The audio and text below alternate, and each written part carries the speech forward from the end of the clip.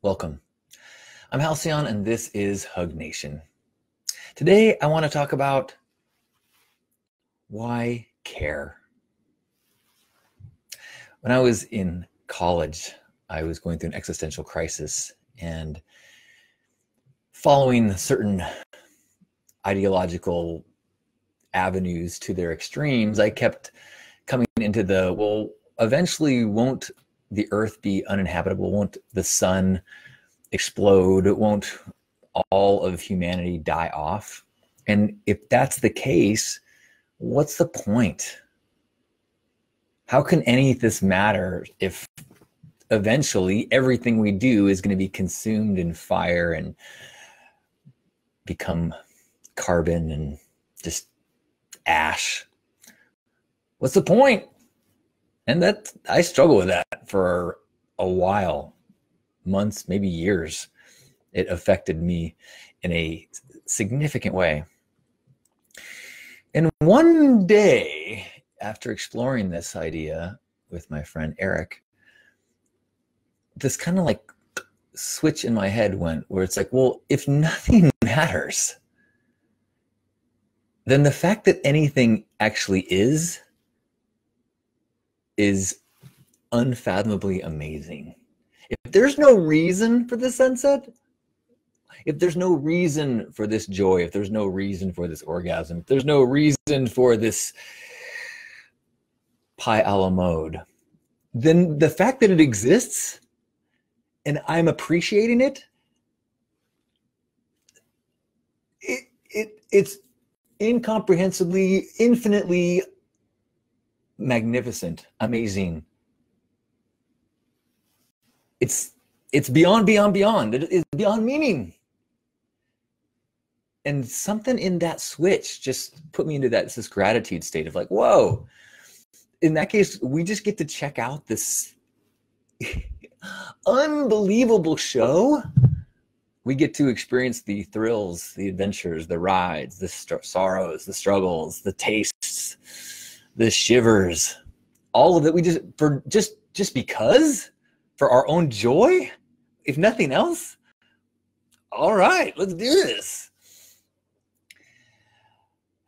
And so there is, to me, an element of choice in the meaning of anything. And that's important, I think, because it gives us some context and it gives us some control over things that we might get overwhelmed by, things that we might care too much about.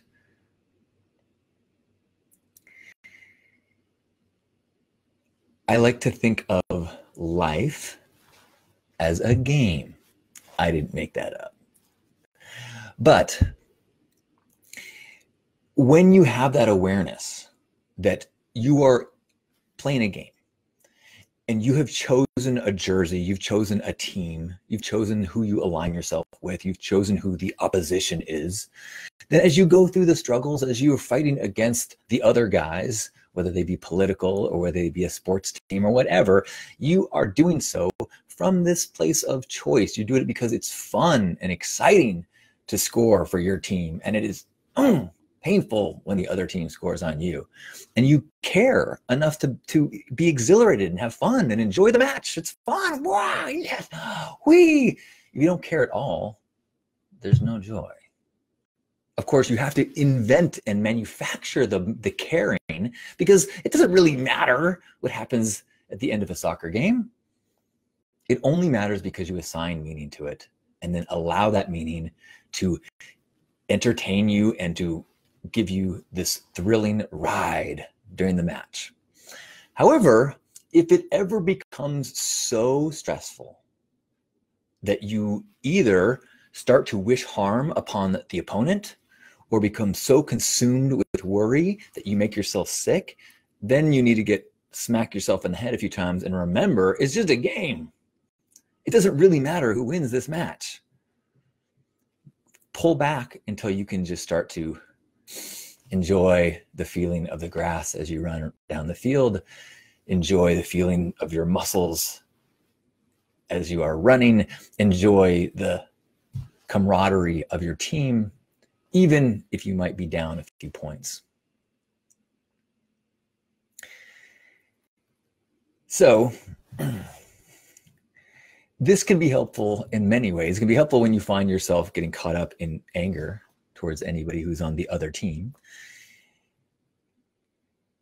And it can also, let me fast forward to why I'm thinking about that this week. Because over the last week, I've gotten really caught up in an issue that's been going on in the Burning Man community. Specifically, a designer put a Paris Fashion Week show out there, a runway show, and some of the pieces were questionable in terms of, did they either use intellectual property of artists? Did it take things in a unkind or an illegal way? Did it cross the lines of the community just in terms of what community norms are? Did he use things that were sacred in a way that seemed blasphemous? There are all these questions about was this okay? And I began my conversation with it just kind of doing a Facebook Live talking about, wait a minute, this is not cool. And I kind of got a little riled up. And then I felt a little guilty for taking this artist, this designer, and kind of fueling the fire of people that were getting upset about this. So I reached out to him and asked if he would answer some questions. I was pretty direct, but I think I gave him space to explain himself, because from every account that I've heard, he's an awesome burner, an amazing guy, except for these 10 pieces. I'd consider him to be an incredible designer, maybe my favorite designer, if I even knew another designer to compare him to. But it seemed to me that in these 10 pieces, there were some lines that were, if not crossed, definitely got to a point that we need to have a conversation about this. And a lot of people agreed with me. Some people got way more upset than I did. And some people got on my case about, why are you going after this guy? Why do you care? Why are you trying to destroy this guy's career? First off, I don't think this is going to destroy his career. I don't think the people that are buying, $2,000 booty shorts are the same people that are upset about this Paris collection. So I think I potentially did something to damage his reputation within the Burning Man community. But I would love him to help me and the community understand why our upset and anger is just a temporary thing as we, as a community, find our way moving forward. But some people were like, why, there were some really kind of beautiful and poetic comments and replies saying, you allow yourself to be offended. You allow yourself to be upset. And in a spiritual sense, why are you letting this happen? Why are you letting yourself feel this anger, this frustration? That was a theme from a lot of people. Why do you care? And I think there's something important to caring. There's something about the human experience that gives it meaning when you decide what you care about. And you put your jersey on, you say, these are the rules that I'm going to play with. And we all agree to play by these rules. And now let's have fun. And if somebody breaks the rules, me being upset that they broke the rules, in the grand scheme of things, does it matter? No. But in the scheme of enjoying the match, yeah, you gotta speak up and go, whoa, whoa, whoa, whoa, whoa. No, actually, we do have offsides. That's a rule. So that goal doesn't count, or you can't do that. And if I get upset as I'm defending this, it's because I'm enjoying the match. I'm enjoying the heat of it. And I think that when you're talking about values and community guidelines, there's a real importance to speaking up when the lines get blurry or when they get crossed. Because there is a feeling of righteousness that you get when you know that you are doing the best that you can. And when people call you on it or stop you, that is not just an attack on you. That is everyone saying, whoa, whoa, whoa, hey, it means more if we're all in agreement that these are the rules or these are the guidelines. And if you choose to cross them, that maybe doesn't mean you go to jail, but it does mean that you no longer get the admiration, appreciation of the community as we do when we all follow the certain guidelines together. It's not against the law to break the 10 principles, but you're going to lose respect from people that consider those things important. I once worked in a warehouse, and there was somebody knocked over a big thing of like a huge sack of rice or beans or something like that, and it's going and it's like spilling onto the ground. And I remember my manager going like, "Who did that? Who did that? Who's responsible for this? Who's responsible for this?" And I was so like kind of laughing at the guy. I'm like, this is so stupid. Like, it's spilling as we speak and as we're trying to figure out who did it. Why don't we just clean it up? Who cares? And I talked to him later, and he was like, actually, it matters. Because to understand what went wrong, to understand who made this action, is the only way for us as a system to recognize things that went wrong and how we can make them better. Just saying whatever makes things deteriorate more and more and more. So his who did this wasn't about attacking, blame, punishment. It was about where has the system broken down and how can we fix it? And to me, that's what saying, whoa, look at this runway show. It's not about attacking the artist. It's about saying, we got someone spilling rice on the ground. If everybody spills rice on the ground, this is a hazard and it's no fun to be here anymore. I am someone who has been taken to task a number of times over the years by the Burning Man community. The first time was when Pink Heart was given a red on the moot map. And I was attacked pretty ruthlessly in memes and message boards and made a very public statement of accountability and apology and sought out ways that we can do better. Now, that turned out to be either a prank or an honest mistake. And the corrected moot map said, oh, whoops, there was a GPS error. You guys were green. But I still think that there is an importance in standing up and accountability and knowing that if somebody crosses a line, there should be consequences. Maybe not tar and feathering, but if there's no consequences, whether that be internally with your pride or externally with judgment or institutionally with imprisonment or fines, there's got to be, people need some incentives, basic Freakonomics. So I definitely do not want to let down the community. So we work really hard not to have anything but green at Pink Heart.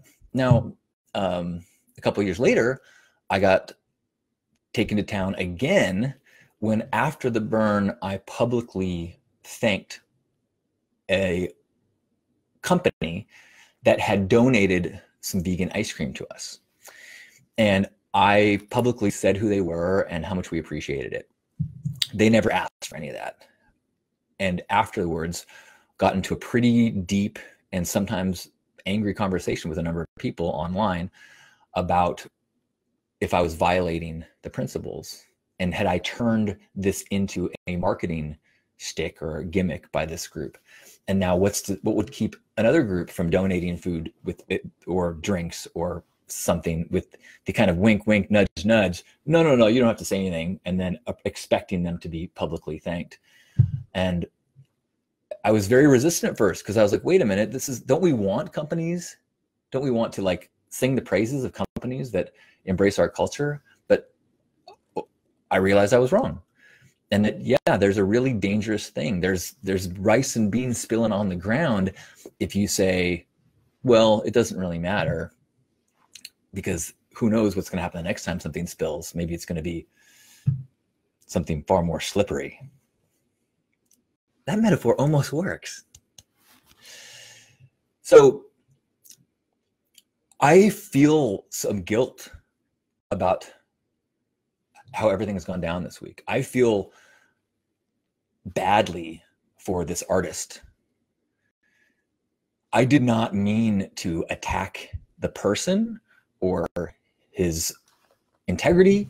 I honestly think that there was some really misunderstandings about how the the community would perceive. In fact, that was my first question, is like, did you realize the response would be what it was? I did send him a list of questions that I believe he was in the process of answering until things kind of blew up. And I don't know where things stand now in terms of getting that response. I hope to still get it and publish it on the Burning Man Journal. I ended my article that I put in the Burning Man Journal was part 1, and part 2 will be the response from this artist when he writes me back. So maybe that will still happen. I hope so.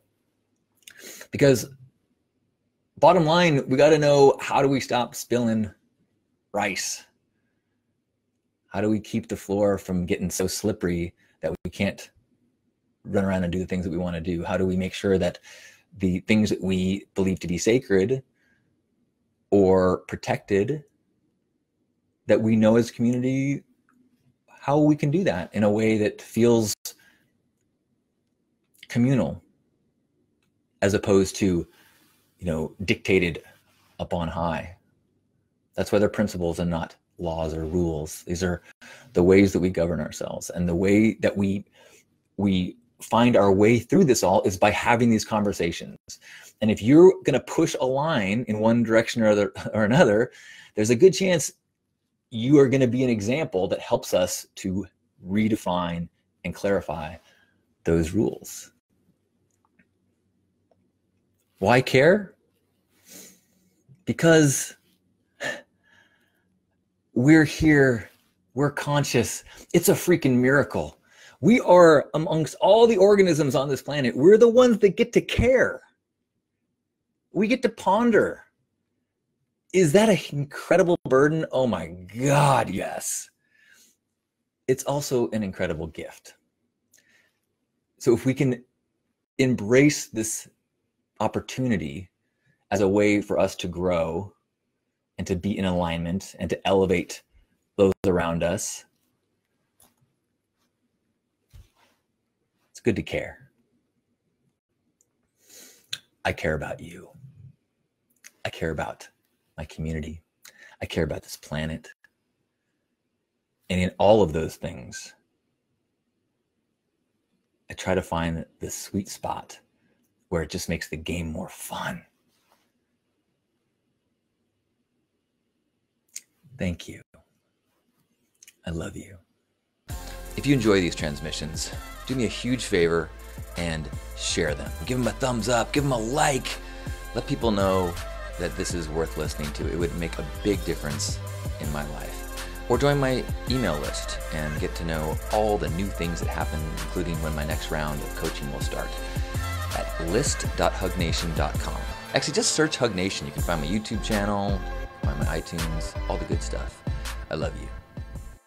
If you would like to go deep with me, I lead a small group of people on a 3-month journey several times during the year. The next one is coming up soon. So if you want to join me on the Pink Path, reach out and let's have a conversation and see if this is something that we should do together. Otherwise, Hug Nation live every Monday on Facebook. The archives go on YouTube, and the audio is on iTunes and Stitcher. I love you.